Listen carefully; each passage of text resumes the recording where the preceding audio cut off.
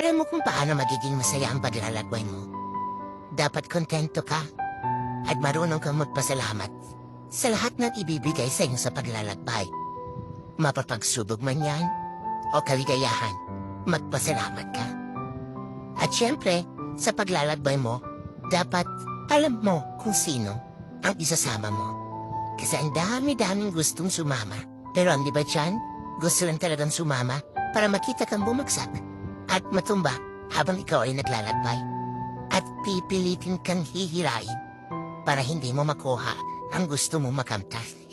At syempre, dapat sa paglalakbay, kahit anong mangyari, pipiliin at pipiliin mo pa rin maging masaya. Para at least, darating ang araw, nakamtan mo na ang gusto mo makamtan, naabot mo na ang pangarap mo. Masaya ka at hindi ka magsisisi. Dahil sa proseso pala ng paglalakbay, pinili mo lang na maging masaya.